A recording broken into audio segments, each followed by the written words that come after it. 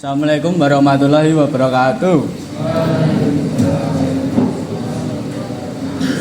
Kami dari kelompok 4 dan judul tes speed ingin menceritakan tentang kerja kelompok kami, yaitu tes speed, dan saya Haikal Fadah Ramadan. Saya Hocun Yuan dan teman kami Damar Tuhu sebagai dokumentasi. Nah, jadi yang pertama ada pengertian dari tes speed itu sendiri. Tes speed merupakan metode eksplorasi geologi dengan cara melakukan penggalian lubang di tanah dengan tujuan mengeksplor lapisan tanah dan batuan di bawah permukaan. Lubang ini umumnya berbentuk persegi panjang atau bisa juga berbentuk persegi dengan kedalaman yang bervariasi mulai dari 1 hingga 4 meter. Proses pelaksanaan tes speed meliputi perencanaan penggalian, lalu penggalian lubang, dan pencatatan setiap lapisan tanah yang ditemukan, lalu pengambilan sampel dan penutupan kembali lubang setelah selesai. Koreksi sedikit ya, ini sebenarnya 10 meter, cuman salah dikit. Nah, selanjutnya tujuan dari tes speed itu sendiri. Yang pertama ada mengidentifikasi jenis-jenis lapisan tanah dan batuan pada lokasi penggalian. Yang kedua, mengambil sampel tanah untuk analisis laboratorium.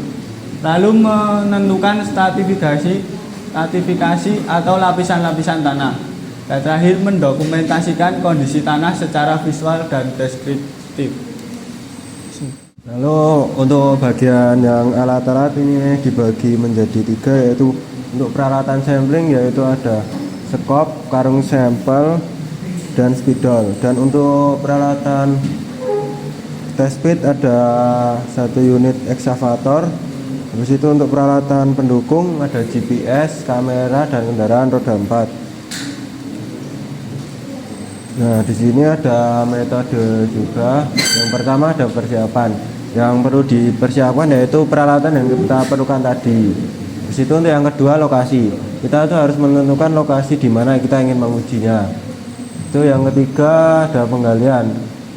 Untuk menggali tanah yang dilakukan secara manual hingga kedalaman tertentu 1-10 meter disesuaikan dengan kebutuhan proyek dan kondisi tanahnya.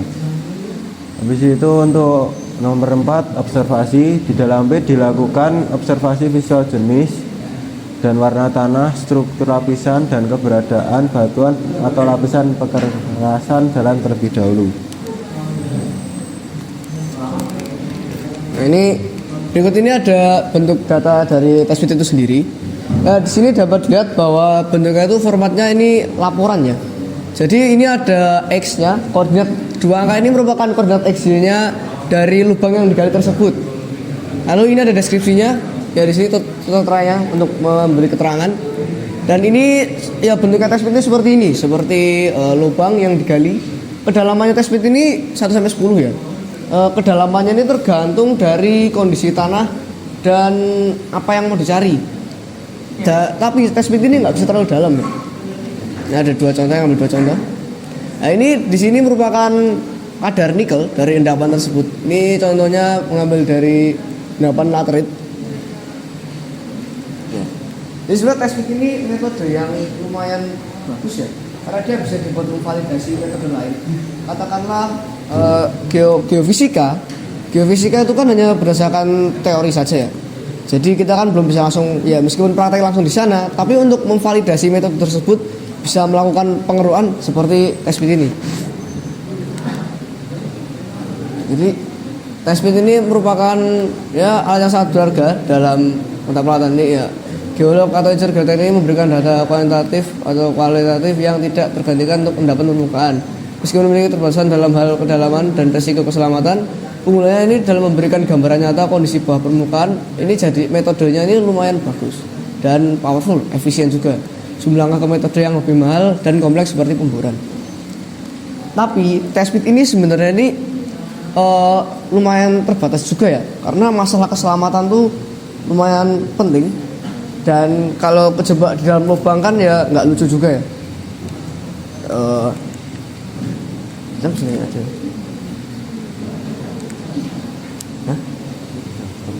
serang dulu itu nggak bisa semua. Ini daftar pustaka kami melansir dari 3 sumber saja. Sebenarnya presentasi kami ini sangat singkat karena menurut saya pribadi test-fit ini merupakan topik yang sangat simpel untuk dibahas karena kita hanya membahas test-fitnya saja, tidak sampai membahas identifikasi sampel juga. Ya, jadi sebenarnya test-fit ini juga tadi kan ada lihat alat ekskavator ya. Meskipun terlihat seperti kenapa test-fit menggunakan ekskavator kan lubangnya kecil saja ya. Tapi kalau lubangnya dalam menggunakan sekop, galinya lumayan lama sehingga menggunakan ekskavator. Dan ya test-fit ini sebenarnya ini lumayan mana? Jadi dia kan mengambil dasar dari peta geologi ya. Peta geologi pun sebenarnya bisa divalidasi juga menggunakan test-fit meskipun itu dasarnya sendiri. Terima kasih. Ada pertanyaan?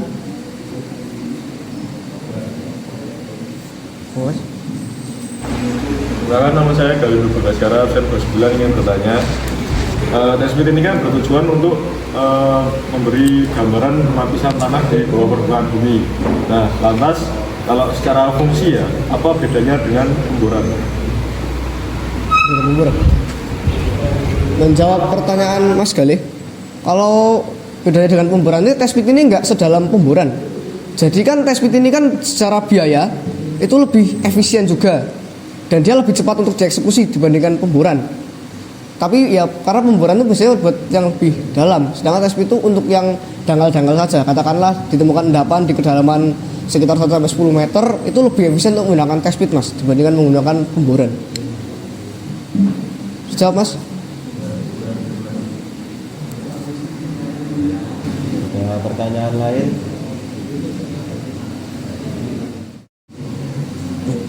Silakan Mas.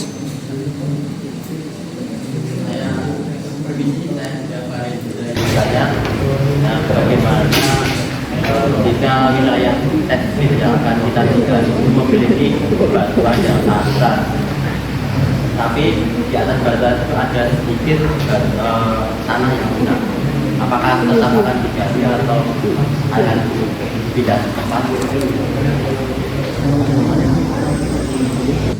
Menjawab pertanyaannya Mas Faris, tergantung kedalamannya Mas.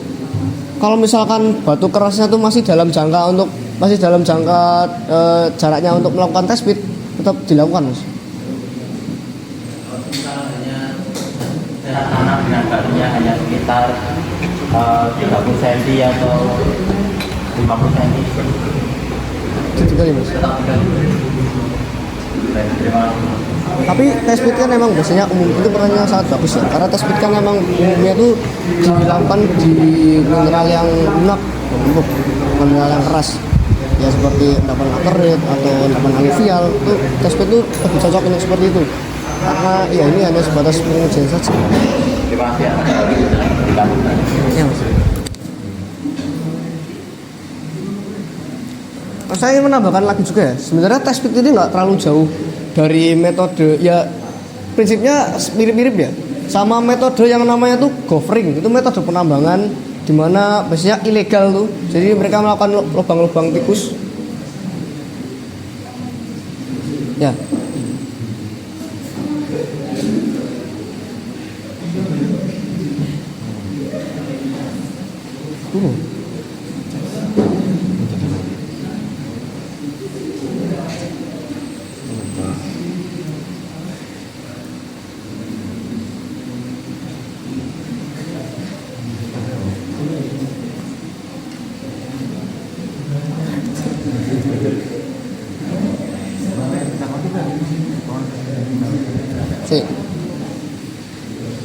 Apakah ada pertanyaan lagi?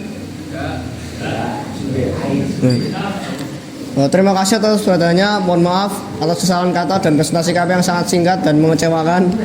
Sekian dari kami. Wassalamualaikum warahmatullahi wabarakatuh. Dosa salah menjawab.